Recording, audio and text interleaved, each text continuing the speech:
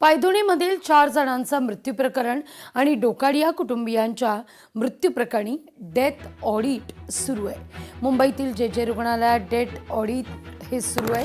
मृत्यूचं नेमकं कारण, उपचाराची वेळ आणि प्रक्रियेचा तपास होणार आहे।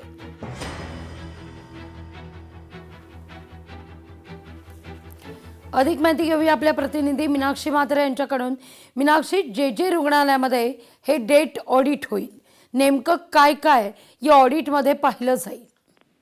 निश्चितच लाघवी, कारण काही दिवसांपूर्वीच डोकाडिया या कुटुंबाच्या सगळ्यात 4 मृत्यू प्रकरणी जे कुटुंबाचं मृत्यू प्रकरण झालं होतं, त्यामध्ये आता डेथ ऑडिट जे आहे जे रुग्णालयामध्ये सुरू करण्यात आलेलं आहे।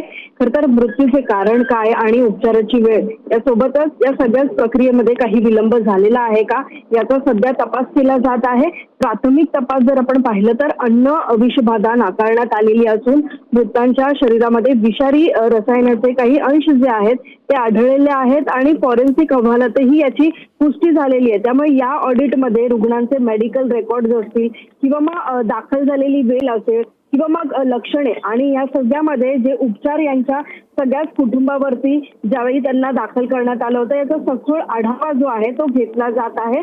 तसंच सुरुवातीला स्थानिक डॉक्टरांकडून दिलेला जो उपचार आहे तो योग्य होता का आणि रुग्णांना वेळेत मोठ्या रुग्णालयात हलवले गेले होते का याचाही तपास आता सध्या सुरू आहे। कारण 26 एप्रिलला या सगळ्यात अल्पावधीत सर्व रुग्णांना जे आहे ते समान लक्षणं जी आहेत ती दाखल झालेली होती आणि या सगळ्यांमध्ये काही आधी जर आपण पाहिलं तर इतर रुग्णालयात उपचार देखील देऊन त्यांना जे रुग्णालयामध्ये हलवण्यात आलेलं होतं आणि त्यामुळे सर्वांचा मृत्यू झालेला आहे। खरं तर मायक्रोबायोलॉजी आणि सगळ्यात पॅथॉलॉजी अहवालांची जी प्रतीक्षा असून त्यावरती आता मृत्यूचे निश्चित कारण स्पष्ट होणार आहे।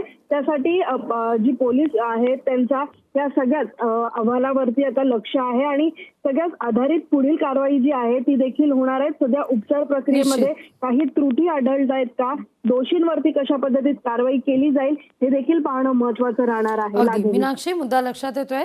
धन्यवाद तुम्ही दिलेल्या सविस्तर माहिती करता।